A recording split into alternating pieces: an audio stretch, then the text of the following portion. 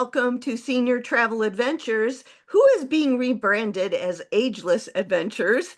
And we are so happy this month. We have a really interesting guest with a something I think a lot of my viewers will really like. So, with me today is Andrew Motiwalla. He's been in the travel industry for 30 years and he created a concept that I think will be really beneficial to my viewers. So, thank you, Andrew, for joining me today. How are you doing?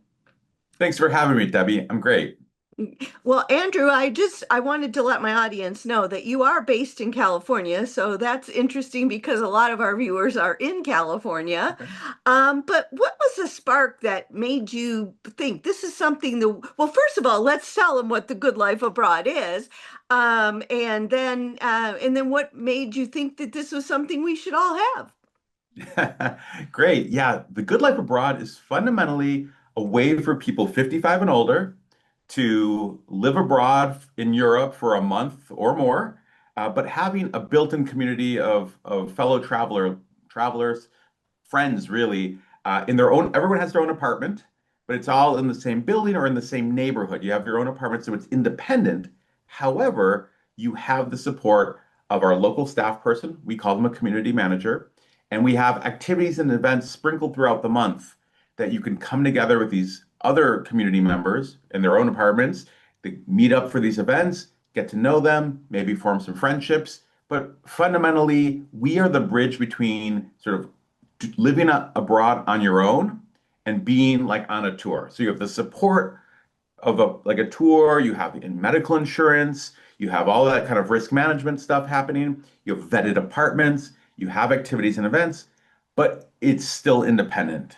Right, right. So what made you think though that I mean, I know a lot of people they know about the traditional renting apartments through, the different vendors and whatnot.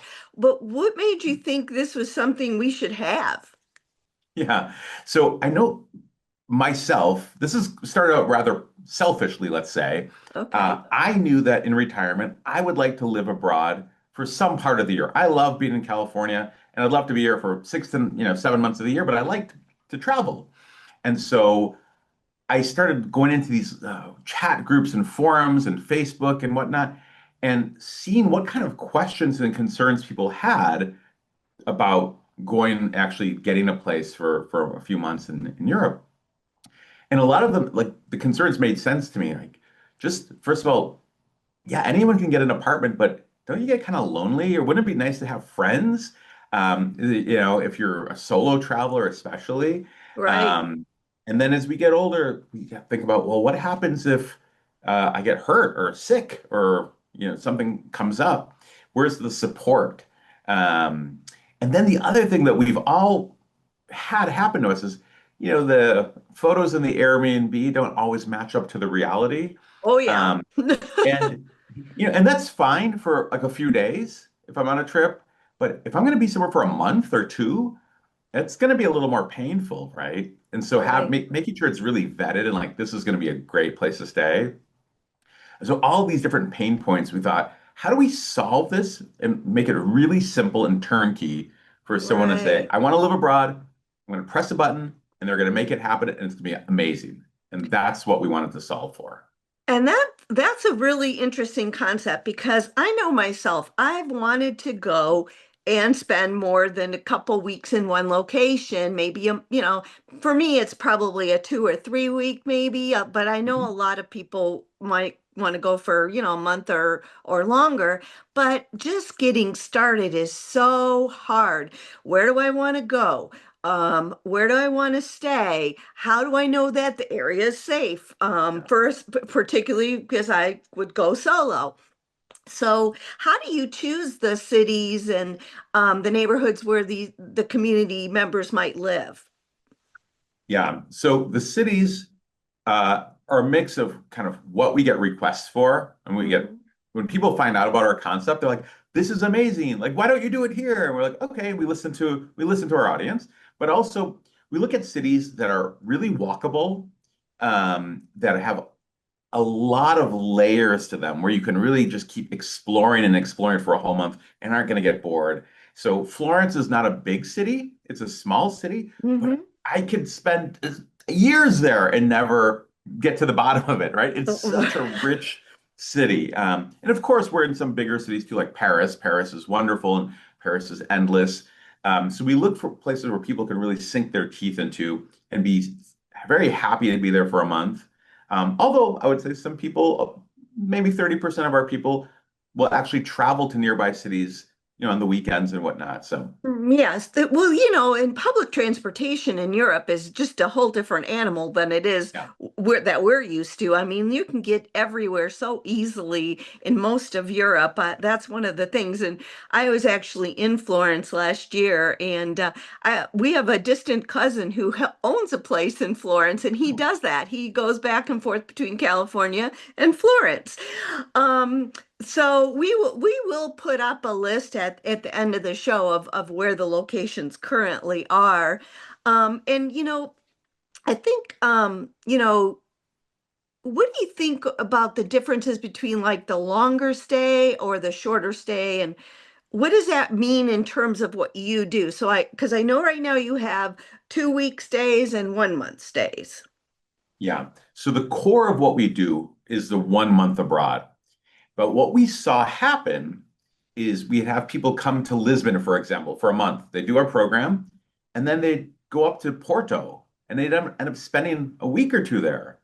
And we're like, wait, why don't we offer that as a way to extend their experience? So do a month in Lisbon, 2 weeks in Porto, a month in Paris, 2 weeks in Nice, for example. And and we call them short stays. But you don't have to book them combined with a month long. You could book it on its own. And what we found is people doing 2 weeks in Edinburgh, 2 weeks in Porto, and then they make their own month in two different Right. places. Now, the difference for us is that in the month-long programs, you're really living like a local. We're giving you a really nice apartment, but it's in a building where regular local people live. And Hmm. we give you a roll of, paper towel to get started, toilet paper, some dish soap, some soap. But after that, you're going to the market, right? You're going to go to the market, you're going to buy your things, you're going to buy your groceries, and really do what locals would do. Now, because the 2 week short stay is only 2 weeks, we just want you to hit the ground running and not have to worry about some of these day-to-day living things. So in these ones, it's full service, like almost like an apartment hotel, Hmm. right? There's a front desk, your soaps are refilled, your toilet paper is refilled, Okay. and everything is just sort of handled for you. So it's a little more full service, and it gives you more time to just get out and explore. And I'm sure you've heard this yourself because you've been around travel for a long time. This reminds me in some ways about the slow travel. That people want to go somewhere and immerse themselves into the culture. And so to me, when you're talking about going to the market to get your food, that's very exciting to me because one of my things when I travel, even hotel stays, I'm always at the markets. I love Yeah. markets.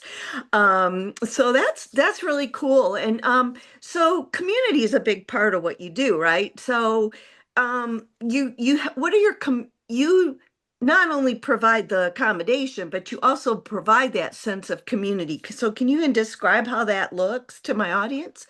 Yeah, yeah. I think you're hitting on like two really key things. You said the word slow travel, and then you Mm-hmm. said community. And that's how I think about what we do is community-based slow travel, right? And so the community aspect, first of all, it's a cohort-based experience, right? So there's start dates where everyone arrives on the same day. Then we do orientation. We teach you how to live like a local, literally getting you on public transportation. We give you the Metro card or the subway card. Here's how you ride it. Here's how it connects to the buses or the trams or That's good. whatever. Grocery stores, houseware stores, teach you how to live like a local. But then we break because it's not a tour. These days are not full. We just kind of do things, right? So you have a lot of time on your own. But then we come back that first night in the evening, usually at a rooftop bar, there's drinks, there's food, and we get to know each other, facilitate the sense of community. And it's what our local staff does. And that's why we call them the community manager, because what they're doing, it's not just, oh, this is Debbie and this is Andrew, but like we'll do activities like icebreakers. Make a circle and step into the circle if you play a musical instrument, or if you paint or do any sort of art, because what they're doing is trying to bring connections between people and say, okay, I've got three music lovers in this group, and I've got four historians, I've got some of this, I got some of that, because over the course of the month, our community manager will be suggesting we use a text messaging app um, where you can create affinity groups. And so she might create a group for these musicians. Okay. Um, Like or WhatsApp. for, yeah, what we use WhatsApp's community feature, right? I Okay. know Yes. um, in Europe, everyone uses it. In the US, not as common, but well, great app. And so she's then going to be suggesting local things throughout the month as well. For example, hey, I love jazz, for example, and there's a student jazz recital happening at the local university. I wouldn't find that just kind of going on Google Right. and typing jazz clubs. Anyone can do that. But it's like, oh, cool. And then in that WhatsApp, I'll say, hey, who wants to go with me? And it's only in a group of, 16 people, maybe 7 or 8 people will come.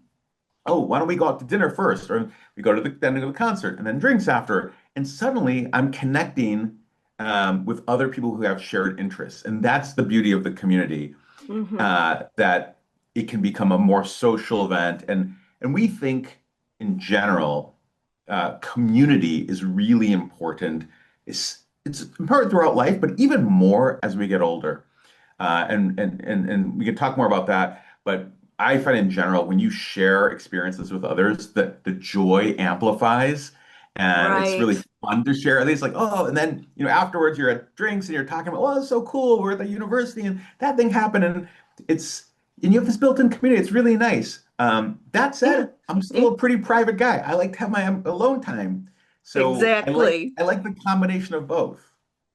And that's what I drew me when I first, I actually found out about the Good Life Abroad a few years ago, and there was some social media stuff about in one of the groups, and everybody was very apprehensive. No one had heard of it. What does it really mean? Does it really exist? And so now we're, forward for a couple of years, and now, there's actual things that we can look at and see and tangible, because I do feel like there is that sense of there are all types of travelers. When you're a solo traveler, there's all types of travel. For me, just what you said, I like to have my option to be with other people when I want to and have my privacy or do my own thing. If I want to go to a museum and spend 3 hours in one room, I want to do that on my own. And that's important to me. So that's what drew me to want to have you here today, because I do want people to know that this exists, that they can have the best of both worlds, more or less. They can do that longer stay experience in a city but still have somebody there. Somebody's in the background, and if they do need, help, there's help right there, and they don't have to navigate around. And most of my audience is mature, and so that's important. And yours is you're 55 and up, right? That's your. Correct. Correct. Do you have this is not what we had mentioned, but can people bring a younger person or no? If they have a partner or a spouse, we have a fair number of people say, "Hey, I'm 58 and my partner is 55." Yeah, that's not a problem. But Okay. the intention is it's not for families to bring your Right. kids, and it's not for these young professionals, the digital nomads, who are just kind of working but living abroad. For the Hmm. most part, our people are semi-retired or retired, or they're on boards and things like that. But they're really out to enjoy themselves while they're there. Well, that's important too, because the mix of things is very important. There was some, you know, s- I know I love my grandkids, but I don't, when I'm doing stuff, I don't need to be worrying what that they're bored or whatever. So you have these organized activities, social hours, things like that. Do you have, you said about the app and that people can get together, but is there also a way where like you have an organized activity to get on a train and go for an hour outside of town? Yeah, yeah. So um, every week, So we have a welcome party and we have a farewell party. But during the rest of that month, we have three activities a week that we do. Okay. Tuesdays, we have a tradition called the Tuesday Lunch Club. And the idea of this is not just to have lunch, but to take the group to parts of the city or maybe even neighboring towns that they wouldn't go to on their own and just expose them in different parts of the geography. And then we pre-order a bunch of appetizers and starters to teach them about the culture through the food. And Okay. then everyone orders their own main dish. And of course, you're there with the community, and the wine is flowing, and friendships are being formed. So that's a beautiful thing we do on Tuesdays. Wednesdays is some kind of cultural activity, and that can be a cooking class, a art workshop. We have flamenco dance workshops. I mean, you name it. It's something that reflects the local culture, and that's fun. And then we get together. It's a few hours, but then you're done. You can be off on your own again. You don't have to get back on the bus, right? Which Right, is right. Well, why that's our it. people. Tour. The tours are always, here you got free time, but at 10 o'clock we're gonna be here and yeah, and there's advantages to that Yeah. too. But sometimes you're just like, I wish I would have more time here, or that I didn't have to be go from point A to B in an hour. Let me go shop some more. So what is there any like meaningful moment? I mean, have you seen a lot of friendships develop? I know it's a new concept, but any return people that say, "Hey, let's meet next year at this time?" So I will tell you, Debbie, this has been fascinating. We've only been around for a few years, as you know, and I was recently visiting one of our alumni. They live in Northern California, and I happen to be in the area, and they have been on three of our programs already in just a few years. And I said, so I want to get to know you more, like understand, our customers. I said, Andrew, once we discovered the good life abroad, we realized that's how we want to travel. So our lives now are about Wow. looking at what we want to do next. Then we book it, and then we research. We research the subway lines, we research the restaurants, everything. They really get into it. It's so much fun for them. And then Yeah, we do the thing, and we make all these friends, and then we go visit the friends when we come back to the US. that's And then we go and we do the next one. And this is our life. And I want to do it, Andrew, as long as I'm physically able to be doing these things.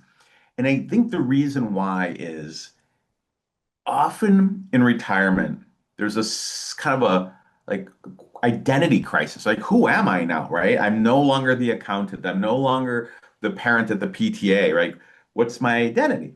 And what people find on our program, because it attracts a unique breed of traveler. You can understand, like, to go one place for a month is hmm a little weird. Uh, but they find their tribe. They find their tribe. And to me, this is one of the most beautiful moments where people say, I hold travel and cultural appreciation as a core value, and I found all these other people that share that. And right. this is my group. And we even have, so we announce all new programs to alumni first. And then the alumni, they jump on it. And often just yesterday, we finished our first group in Sevilla, and it was like 75% all alumni from different programs. And they said, we just know the type of people who come on this. They're super fun. People are outgoing. They like that, they get it. And so they just know that our community is a community they want to be part of, not just in that one session, but around all of our programs in Europe. Well, it's funny you said that because before I even knew, like we were involved in another presentation, and that's how I learned more about this. But before that, I had just looked online to see what was available, and some stuff was already booked. Times where I wanted to be somewhere. So, oh, that didn't work. Well, so if someone was watching right now and said, I'm really intrigued by this, I'm not sure I'm ready, what would you say to them right now? I would say go to our website, but even better, if you're on Facebook, type in the Good Life Abroad community. We have a private Facebook group for past travelers and present Oh, travelers. And there's great. like thousands of people in there, and they're just sharing their experiences. Oh, I that's good think to just know.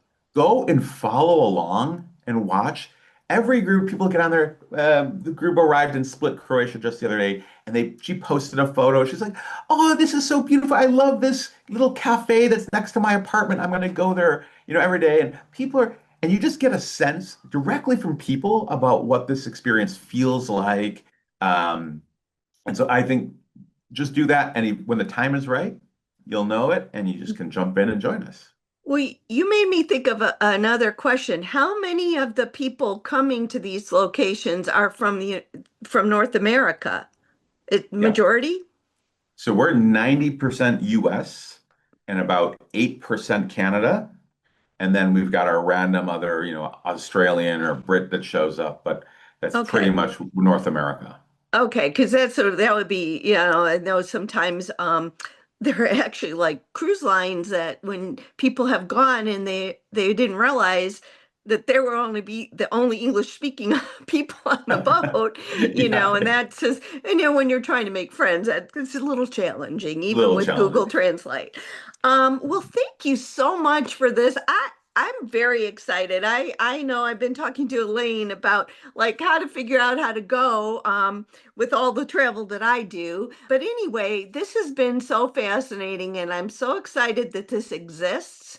I'm one of those. One of the things I do with my show is I don't do sales per se. I do Yeah. education and information. Mhm.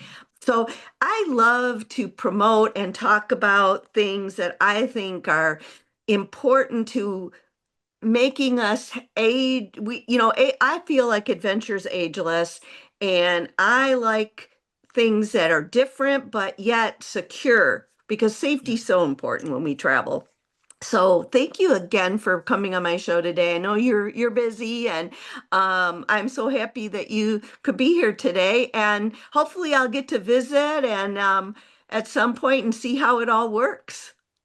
Thank you, Debbie. Yeah, we'd love to have you at the Good Life Abroad, and I appreciate your time and thanks for giving us a shout out. Appreciate it. Oh, absolutely, absolutely. And I actually shouted out already in my newsletter, and it looks like you got quite a few clicks. So I don't know.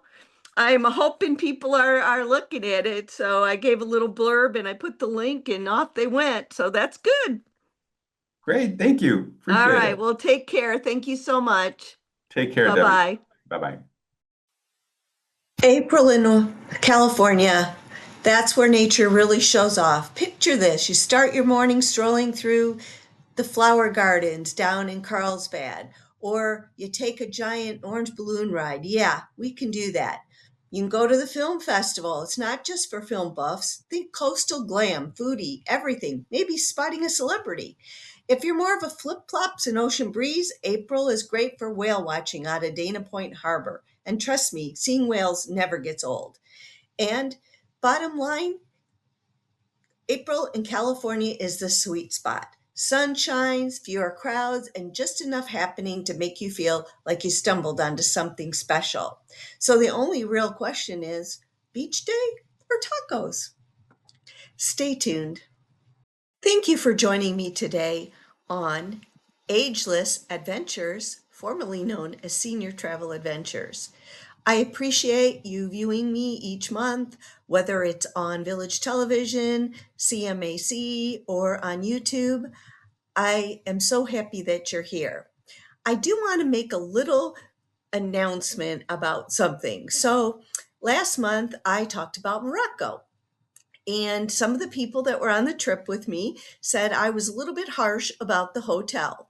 And I said, okay, I will say something this episode that I am very honest in my critiques, in my reviews of my trips. I tell it like it is. So, in my perspective, a room that had mold and had to be moved 3 times was a problem. But I loved Morocco. I would not let that change my mind about going again.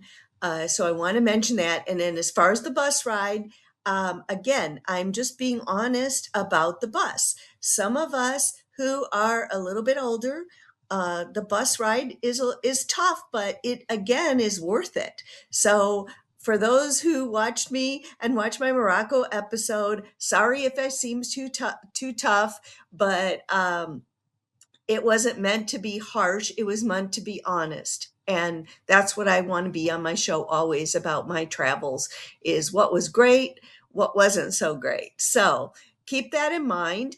I hope you enjoyed today's episode about the good life abroad. I really hope that I'm going to get a chance to go experience it so I can come back and let you all know exactly how it went down. So, again, thank you always for watching the show, and safe travels.